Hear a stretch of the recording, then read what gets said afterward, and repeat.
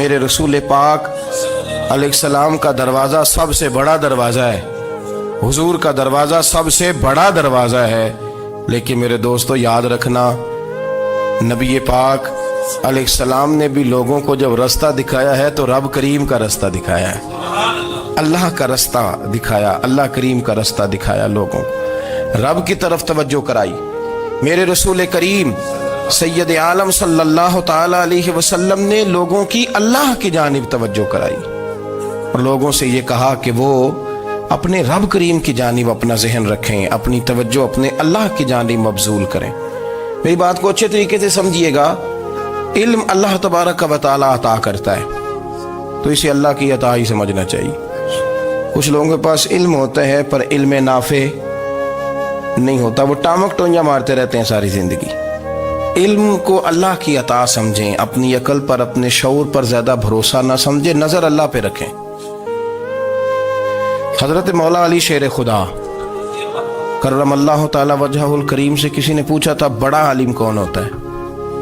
ہمارے ہاں تو اب وہ والے عالم پائے جاتے ہیں نا، اللہ ماشاءاللہ، جو ممبر پہ بیٹھتے ہیں تو دعوے ہی دعوے ہیں، ممبر پہ بیٹھتے ہیں تو دعوے ہی دعوے ہیں، اس طرح کے عالم ہمارے ہاں پائے جاتے ہیں۔ وہ ہر بات میں دعویٰ کرتے ہیں، میں یہ کر دوں گا، میں وہ کر دوں گا۔ یہ مزاج علماء کا نہیں۔ حضرت علی المرتضیٰ سے کسی نے پوچھا بڑا عالم کون ہوتا ہے؟ فرمایا بڑا عالم وہ ہوتا ہے کہ جسے مسئلے کا پتہ نہ ہو تو وہ کہہ دے مجھے نہیں پتا، میں پتہ کر کے بتاؤں گا، غلط بات بیان نہ کرے۔ امام مالک سے کسی نے کوئی مسئلہ پوچھا تو آپ فرمانے لگے مجھے اس سوال کا جواب نہیں آتا، ہمارے بزرگ سمجھاتے کیا ہے؟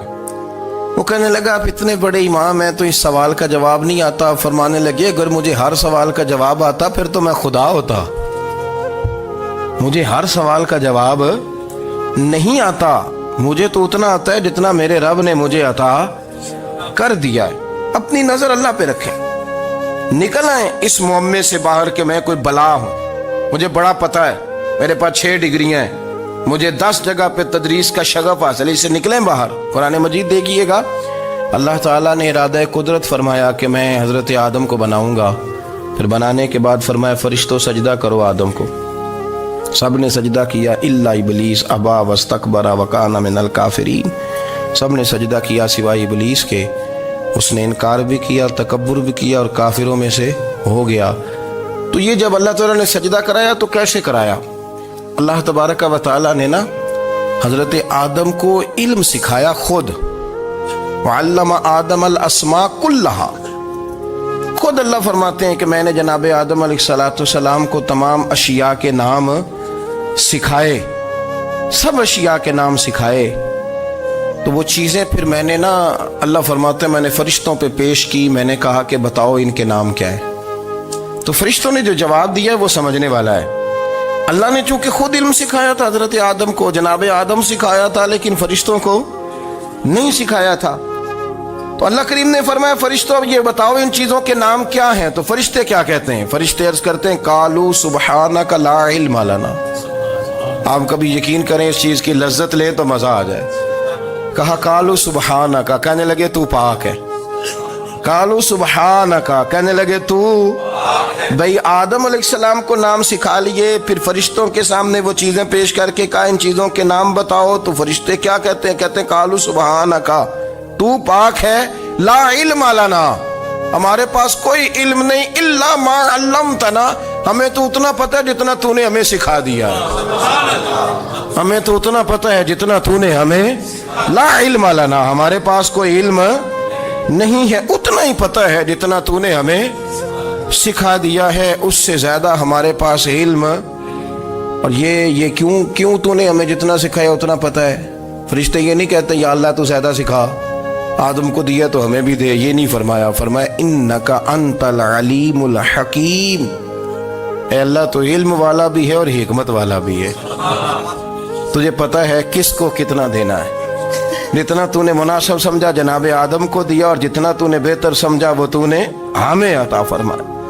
تو اگر آپ کے پاس علم ہے، کہیں نالج ہے، اس کو اللہ کی عطا سمجھے۔ ہمارے ہاں بہت سارے لوگ بن کے بیٹھ جاتے ہیں، میں اکثر کہتا ہوں کہ پھر وہ دعوے کرتے ہیں میرے علاقے والے جاہل ہیں، میرے شہر والے جاہل ہیں، میرے خاندان والے پڑھے نہیں، ये आपका दावा है, ये आपको खराब कर देगा।